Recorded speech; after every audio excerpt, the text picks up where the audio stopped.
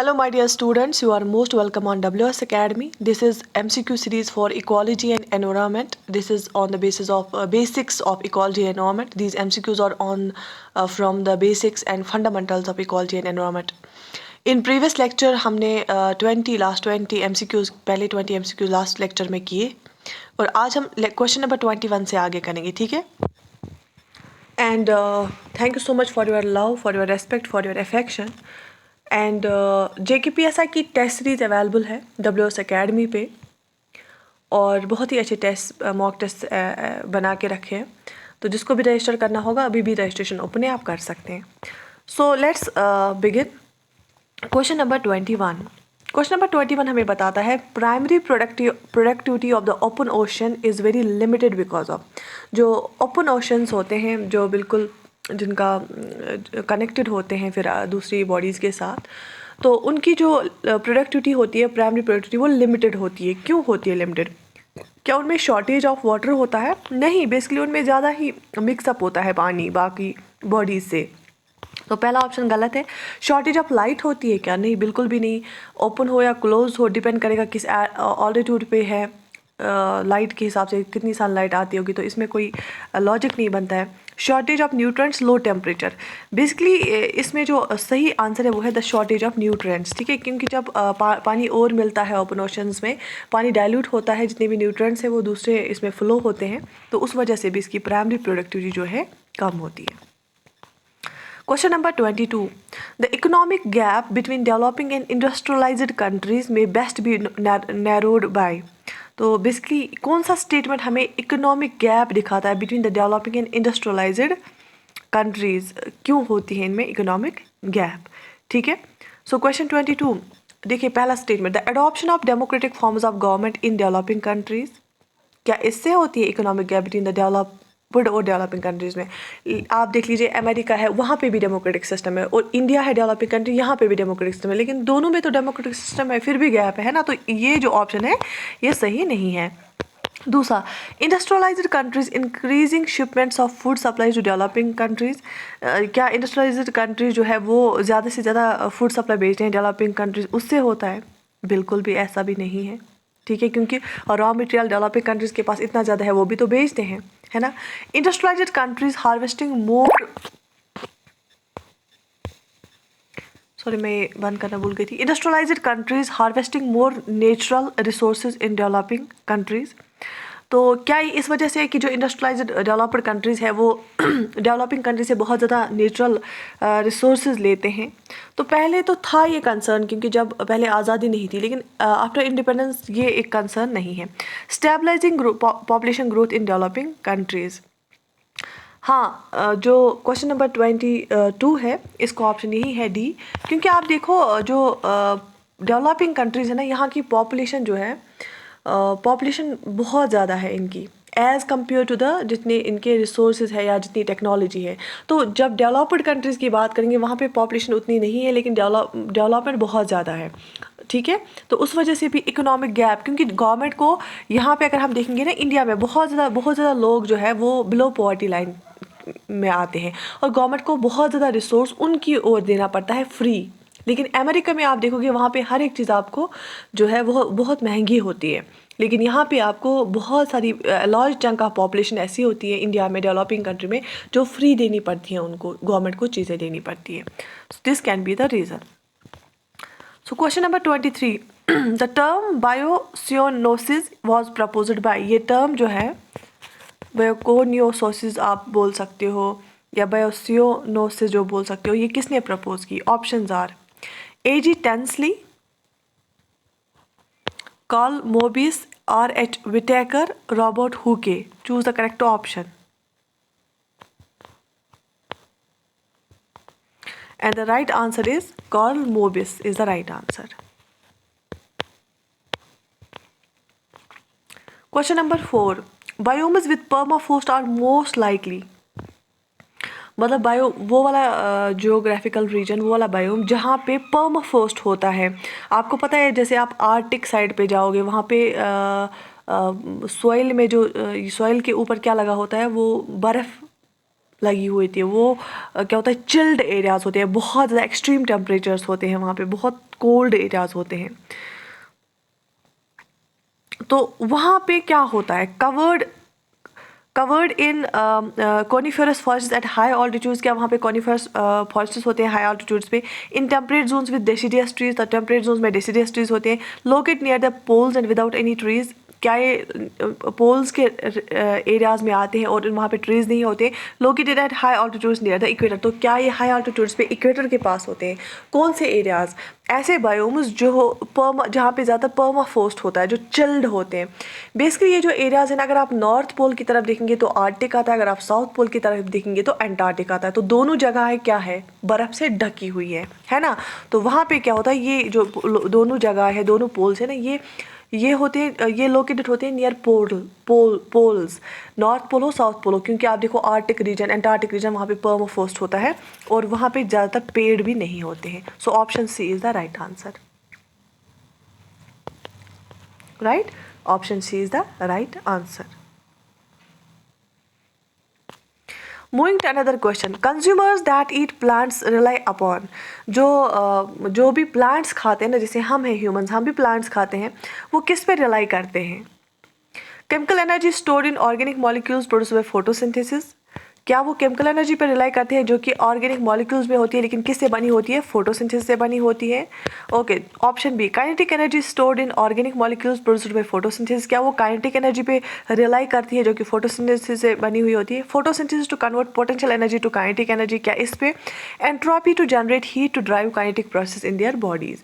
तो आप चारों स्टेटमेंट्स एक एक करके पढ़ लीजिए, और क्या लगता है आपको, जो कंज्यूमर्स होते हैं, वो वाले कंज्यूमर जो प्लांट्स को खाते हैं, वो किस पे रिलाई करते हैं। शाबाश, केमिकल एनर्जी पे रिले करते हैं। किस केमिकल एनर्जी पे, जो कि ऑर्गेनिक मॉलिक्यूल्स में होती है, लेकिन वो केमिकल एनर्जी प्रोड्यूस किससे होती है, फोटोसिंथेसिस से। तो जो ऑर्गेनिक मॉलिक्यूल्स है ना, ये कैसे बनते हैं, बेसिकली प्लांट्स फोटोसिंथेसिस से फूड जनरेट करते हैं। जो सनलाइट होती है ना, वो केमिकल एनर्जी में ट्रांसफ़र होती है। तो वही केमिकल एनर्जी हम खाते हैं फिर प्लांट्स की सूरत में, और या प्लांट्स के प्रोडक्ट्स होते हैं। राइट, तो option A is the right answer. Question number 26. Species that occur in different geographical regions separated by special barrier are, अगर जो species होगी ना, same species different geographical regions में होंगी और जिनको स्पेशल किसी बैरियर से सेपरेट की गई होंगी, लेकिन डिफरेंट जियोग्राफिकल रीजन्स में होती है, उस स्पीशीज सेम स्पीशीज होती है डिफरेंट जियोग्राफिकल रीजन्स में, लेकिन दो जियोग्राफिकल रीजन स्पेशल बैरियर से सेपरेट किए होते हैं, उस स्पीशीज को हम क्या बोलते हैं। Options are allopatric, sympatric, sibling, none of the above, choose the correct option. ऐसी स्पीशीज को हम क्या बोलते हैं, ऐसी स्पीशीज को हम शाबाश एलोपैट्रिक बोलते हैं। सेम होती हैं वो, लेकिन डिफरेंट जियोग्राफिकल रीजन्स में होती हैं। Moving to another question, deciding to use a natural enemies approach to control the mites that infect her crops, a farmer purchases 10,000 ladybugs in the spring and spreads them over her 100-acre field. This represents the use of natural. अब mites को control करने के लिए एक farmer ने 10,000 bugs लिए। ठीक है, ये बग्स क्या करेंगे, माइट्स को खाएंगे। तो ये क्या रिप्रेजेंट करता है, उसने नेचुरली क्या किया, प्रीडेटर्स, पैरास्टोइड्स, पैथोजेंस, प्लांट ईटर्स। तो ये आपको क्या लगता है, ये जो लेडी बग्स इसने लाए ना फार्मर ने, किसके लिए, माइट्स को कंट्रोल करने के लिए। तो ये क्या एक्ट करेंगे, ऑब्वियसली क्या एक्ट करेंगे, शाबाश, ये तो इन माइट्स को खाएंगे ना, कंट्रोल करेंगे। तो ये जो बग्स इसने लाए वो प्रीडेटर कहलाएंगे, और जो ये माइट है ये इसका प्रे है। ठीक है, तो it will be called as predator. शाबाश, प्रीडेटर कौन होता है, जो किसी का शिकार करता है दूसरे का, और जो जिसका शिकार होता है वो प्रे होता है। जैसे टाइगर प्रीडेटर होता है, डियर क्या है, वो प्रे है। इतना तो आपको आता ही होगा। Moving to another question, question number 28। Deep in the ocean offshore of Japan. देखो ये कुछ जो मैंने आपको कल भी कराया, कुछ बड़े बड़े क्वेश्चंस आते हैं, लेकिन कुछ सिचुएशंस पे आते हैं। इससे क्या चेक होता है, अगर आपका कॉन्सेप्ट क्लियर है ना, आप कोई भी क्वेश्चन कर पाते हो। ठीक है, deep in the ocean of the offshore of Japan are communities nested around hydrothermal vents where superheated water springs from the bottom of the ocean. No sunlight ever penetrates to these deep regions. In these communities, bacteria have special enzymes that allow them to form organic matter by chemosynthesis. These communities frequently have worms, clams, shrimp, and many other organisms clustered together. In such a system, fish feed on shrimp that feed on the bacteria. This food chain represents तो ऐसी जगह है, deep ocean की जगह है जहाँ पे sunlight नहीं आती है, वहाँ पे जहाँ पे अब सनलाइट नहीं आती है वो उसको हम फोटोसिंथेसिस हम इसलिए बोलते हैं क्योंकि सनलाइट से होती है। कीमोसिंथेसिस हम बोलते हैं जहाँ पे सनलाइट के बजाय कुछ केमिकल्स का यूज़ करके सिंथेसिस होता है। तो बोला जाता है वहाँ पे एक ऐसी फूड चेन है जिसमें कि फिश क्या करती है, श्रिम्प को खाती है, और श्रिम्प क्या करती है, वो बैक्टीरिया को खाती है। अब ये जो फूड चेन है जहाँ पे फिश श्रिम्प को खाती है और श्रिम्प बैक्टीरिया को खाती है, ये किसको रिप्रेजेंट करती है? ठीक है, ये किसको रिप्रेजेंट करती है? Option A, tertiary consumer eating है, सेकेंडरी कंज्यूमर ईटिंग है, प्राइमरी कंज्यूमर। क्या फिश टर्शियरी कंज्यूमर है और फिर श्रिम्प सेकेंडरी है और बैक्टीरिया प्राइमरी है? Option B, primary consumer eating secondary consumer और ईटिंग टर्शियरी कंज्यूमर। क्या ऐसा है?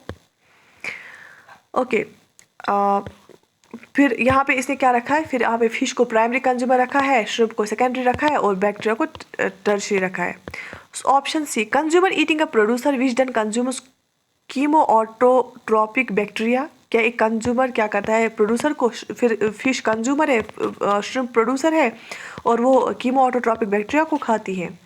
Option D, secondary consumer eating primary consumer which then eats a producer. ये सही है। कैसे?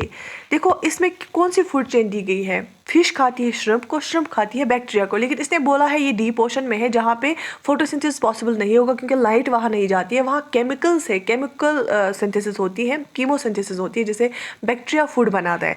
तो ये जो बैक्टीरिया फूड बनाएगा ना तीसरा वाला, वही प्रोड्यूसर होगा, और जो श्रिम्प बैक्टीरिया को खाती है वो प्राइमरी कंज्यूमर होगा कि जो प्रोड्यूसर को खाती है, और जो फिश श्रिम्प को खाती है ना वो सेकेंडरी कंज्यूमर है जो कि प्राइमरी कंज्यूमर को खाती है।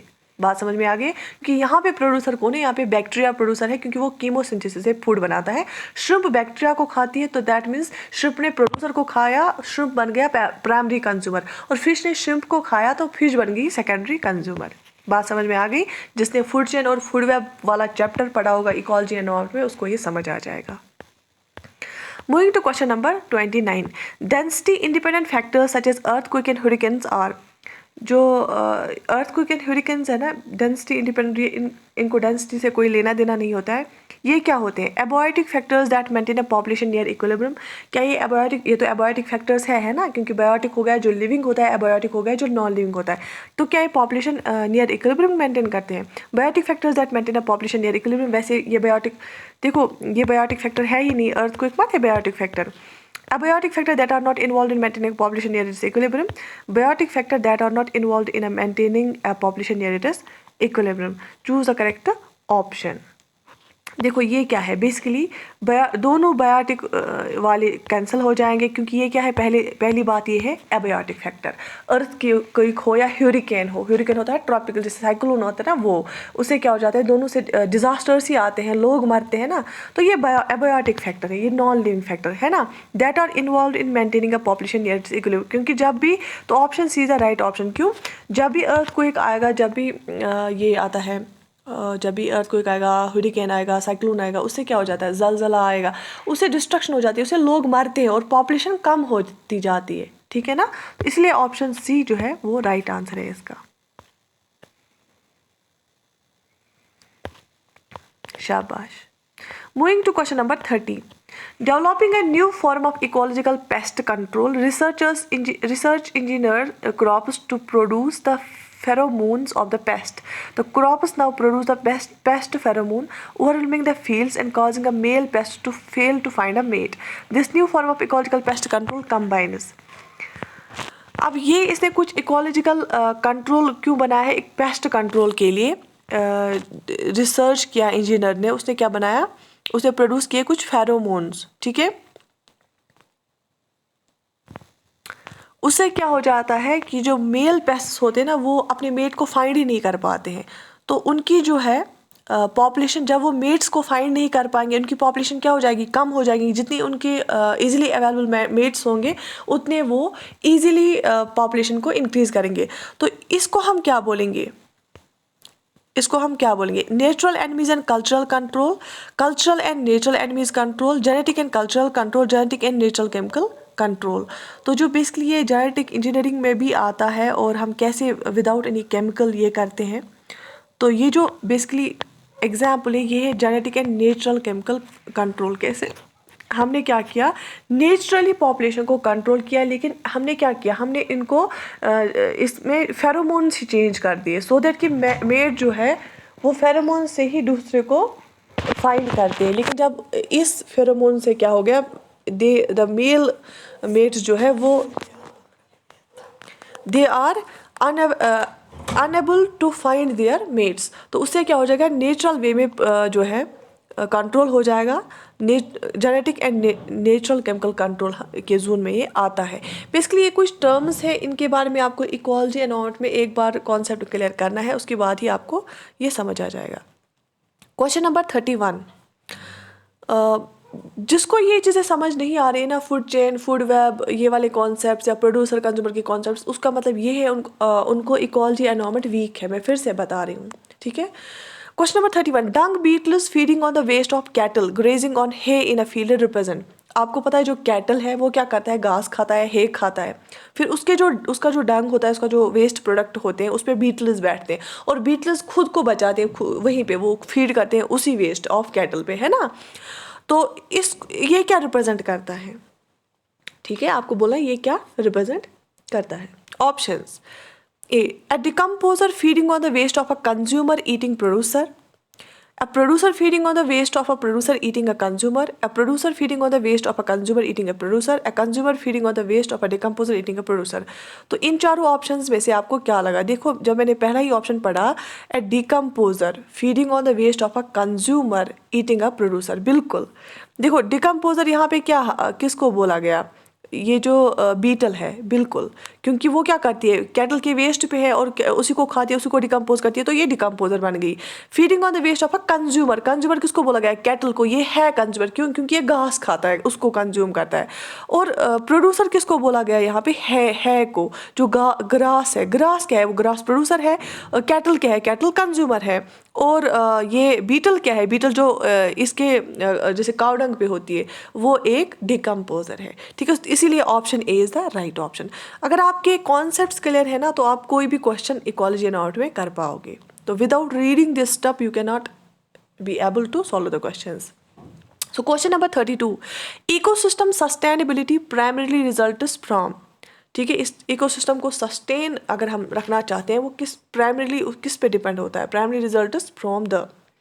सो question number 32, relationship between the organisms in an ecosystem, क्या इस पे डिपेंड करता है, number of predators found in the ecosystem, frequency of fires और other natural disasters in ecosystem, total amount of biomass that exists in an ecosystem. देखो अगर आपने options चारों पढ़ लिए होंगे ना, ये सब इन सब पे डिपेंड करता है इकोसिस्टम की सस्टेनेबिलिटी। देखो कैसे, जैसे फॉरेस्ट फायर्स होते हैं उससे बहुत नुकसान होता है ना, या बाकी कुछ चीज़ें हो जाएंगी उससे भी नुकसान, लेकिन यहाँ पे बोला गया ना प्राइमरीली, बेसिकली जो प्राइमरी फैक्टर है वो क्या होता है, वो होता है relationship between the organisms in an ecosystem.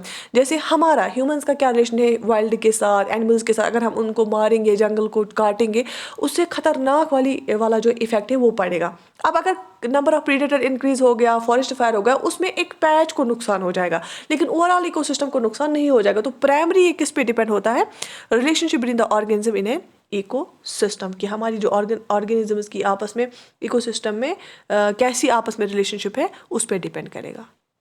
शाबाश। ये यहाँ पे जो ऑप्शंस देखे ना वो सारे रेलेवेंट है, ठीक है, तो आपको उनमें से निकालना आना चाहिए। सो क्वेश्चन नंबर 33, इकोटोन्स हम किसको बोलते हैं, ecotones contain only species found in the bordering ecosystems, ठीक है, क्या इकोटोन्स में सिर्फ वो स्पीशीज होती हैं जो बॉर्डरिंग इकोसिस्टम, जो उसके नेबर इकोसिस्टम्स होते हैं उसको हम बोलते हैं having the same abiotic characteristics as a bordering ecosystems, क्या वहाँ पे सारे एबायोटिक फैक्टर्स आप उसके नेबरिंग इकोसिस्टम जैसे होते हैं, कंसिस्ट ऑफ 2 और मोर लैंडस्केप्स, क्या इकोटोन में 2 या 2 से ज़्यादा लैंडस्केप्स आते हैं, और transitional regions between the ecosystems. Basically ये ऑप्शन डी जो है ये सही है। क्यों, इकोटून हम किसको बोलते हैं, इकोटून हम बोलते हैं जब ये एक इकोसिस्टम होगा और ये एक इकोसिस्टम होगा, ये जो ट्रांजिशन होता है ना, ये वाला एरिया जो है ये इकोटोन कहलाता है। जैसे फॉर एग्जांपल यहाँ पे टेरेस्ट्रियल इकोसिस्टम है, लैंड है, ठीक है, यहाँ पे एक्वेटिक इकोसिस्टम है, कोई रिवर है या ओशन है। ये जो एरिया होगा ना, इसको हम इकोटोन बोलेंगे। ये क्या होता है, ट्रांजिशनल एरिया होता है, मतलब यहाँ पे लैंड तो होता है लेकिन इस पानी का भी असर होता है। जैसे आपने देखा होगा mangrove, Sundarban deltas, mangrove areas, wetlands होते हैं, वो तो लैंड होता है, टेरेस्ट्रियल वाला पार्ट भी होता है लेकिन वेट होता है, पानी भी होता है उसमें। तो ये होता है ट्रांजिशन, यहाँ लैंड से थोड़ा थोड़ा थोड़ा गीला गीलापन आता है, फिर पूरा पानी होता है। यहाँ पानी से थोड़ा थोड़ा सूखा आता है, फिर पूरा लैंड होता है। तो ये वाला जो एरिया होता है ना, ट्रांजिशनल एरिया होता है, इसको हम इकोटोन बोलते हैं। तो this is the transitional area between two ecosystems, between ecosystems, ठीक है, right. So question number 34, question number 34, energy transfer between trophic levels in aquatic systems is generally, जो aquatic system है इसमें जो energy transfer होता है between trophic level, उसका क्या मतलब होता है। aquatic ecosystem में भी होते हैं producers, उसके बाद होते हैं consumers, उसके बाद होते हैं और एक level of consumer, उसके बाद एक और level of consumer। तो जो ये खाते हैं वो इनकी एनर्जी खाते हैं, जो ये खाते हैं वो इसकी एनर्जी खाते हैं, ये वाली इसकी एनर्जी खाते हैं ना। तो इसमें जो एनर्जी ट्रांसफ़र होता है वो क्या होता है, less efficient than terrestrial food pyramids। क्या लेस एफिशिएंट होता है, less efficient than a detritus food web because aquatic system lack fungi, inverted in which more energy is transferred from one tropical level to up to the next, ठीक है,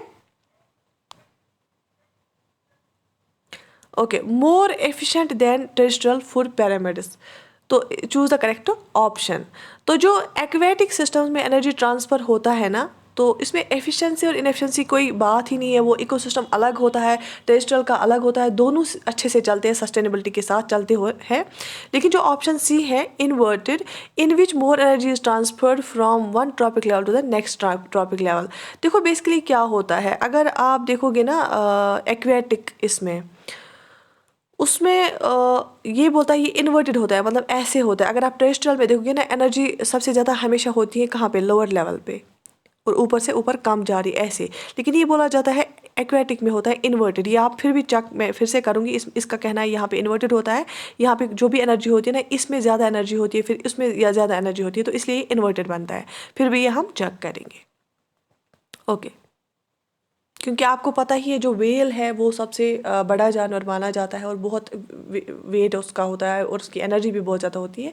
तो अकेली well जो अगर वो खाती है 1000 मछलियाँ छोटी छोटी, उनसे उसमें ज़्यादा एनर्जी होती है। इसका कहने का मतलब यही है, और होती भी है ना। So question 35, for more than 20 years scientists have been analyzing expected climate change and the impact on crops grown in particular regions. For example, states that typically plant corn and soybeans may need to switch to growing cotton. Such a change is an example of। तो बोला जाता है scientist भी बोल रहे हैं climate की change की वजह से बहुत सारी चेंजेस आ रही हैं, और स्टेट्स को चाहिए वो डिफरेंट क्रॉप्स को स्विच करे। जैसे इसने एक एग्जांपल दिए, जो कॉर्न और सोयाबीन उगाती हैं उसको चाहिए वो कॉटन उगाए, ठीक है। तो इस चेंज को हम क्या बोलेंगे, mitigation, cap and trade policy, adaptation, stabilization, wedge. Choose the correct option.